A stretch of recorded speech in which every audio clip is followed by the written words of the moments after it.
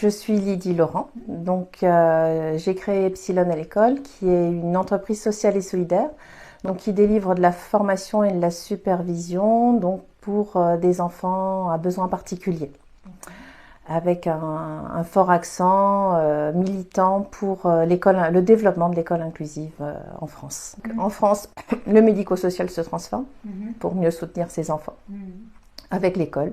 Et voilà, et c'est ensemble. Ça prend du temps et c'est ensemble voilà, qu'on y arrivera. Et il ne faut pas oublier le libéral non plus, parce que tous les enfants ne peuvent pas bénéficier d'une place dans le médico-social. Et donc les parents, dans ce cas-là, ils trouvent des solutions en libéral, avec les financements de la MDPH.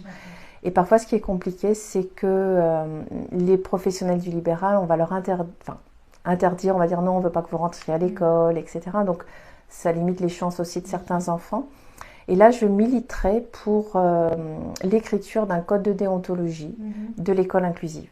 Pour se dire que c'est possible de travailler ensemble, et plutôt que de dire oui ou non suivant les départements, de se dire quelles sont les conditions pour que ce travail ensemble fonctionne, quelles sont les règles éthiques à respecter. Et je pense que ça pourrait améliorer les choses aussi. Ce sera un bon outil sur le terrain en fait.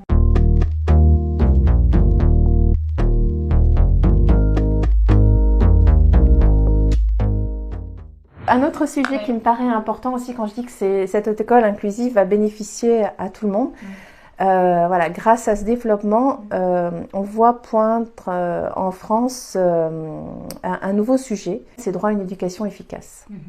Une éducation efficace, donc c'est une éducation basée sur des données probantes, parce qu'on va dire que les connaissances humaines à l'heure d'aujourd'hui nous permettent d'être beaucoup plus performants dans l'enseignement d'un groupe classe ou pour des enfants à besoins particuliers. Et un autre levier aussi qui pourrait améliorer les choses, c'est qu'on a nos programmes scolaires qui sont choisis par chaque gouvernement.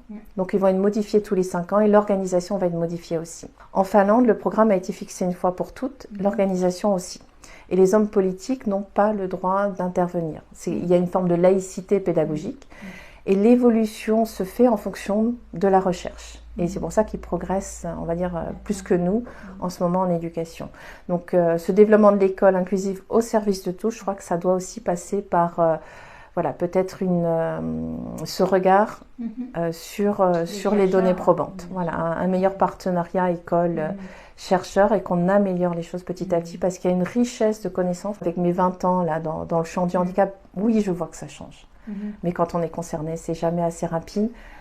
Voilà. Et puis il y a toujours des familles qui ne peuvent pas bénéficier du meilleur. Et ça, il y a de l'injustice encore là-dessus.